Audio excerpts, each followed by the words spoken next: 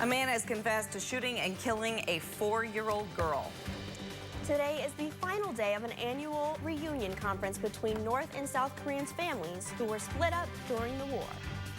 A new assisted living center is helping Columbia prepare for the waves of retiring seniors from the baby boom generation. Good morning. It's Thursday, October 22nd, 2015. Thanks for waking up with us. I'm Megan Judy. And I'm Andria Kirkland. And I'm Tim Schmidt. It's going to be a warm day. All right, thanks so much. New Mexico police say the man arrested in the fatal shooting of a little girl has confessed to the crime. Police arrested Tony Torres yesterday, the day after a shooting in Albuquerque. 4-year-old Lily Garcia was shot and killed while she was riding in the cab of her parents' pickup. Authorities say Torres fired into the Garcia's truck after he was cut off. Provision Living in Columbia will have a ribbon-cutting ceremony later today. KOMU 8's Anissa Budiman tells us more about what to expect from this new community. The National Transportation Safety Board will hold a public information meeting today discussing airbag inflators made by the Takata Corporation. More than 20 million inflators used in U.S.-made vehicles have been recalled since it was discovered the faulty inflators caused the airbags to inflate with too much force. The force could cause metal shards to fly into the faces of drivers and passengers. St. Louis is giving back more than $5.5 million to drivers who paid red light camera tickets since early last year. The Give Back program applies to red light camera tickets paid between February 11, 2014 and August 19th of this year. More than 56,000 people paid $100 fines for those violations. The city says those who paid the fine will receive a check in the mail within 15 business days.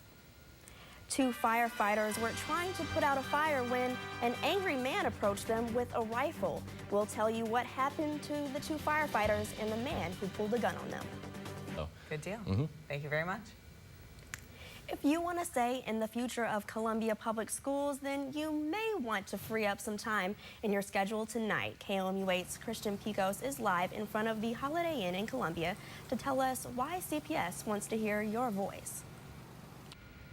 A bombshell to the physician community. That's what one Columbia doctor has to say regarding new recommendations on mammograms from the American Cancer Society. The organization is recommending women wait until they are 45 to start getting yearly mammograms. For decades, doctors recommended women getting breast cancer screenings at 40.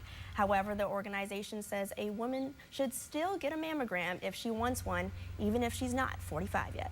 Government and payment and insurance companies will follow guidelines in terms of paying for mammograms. So the risk here is that insurance companies will say, no, if you're under 45, we're not going to pay for a mammogram. And the ACS clearly says if a woman wants the mammogram, she should be allowed to get it.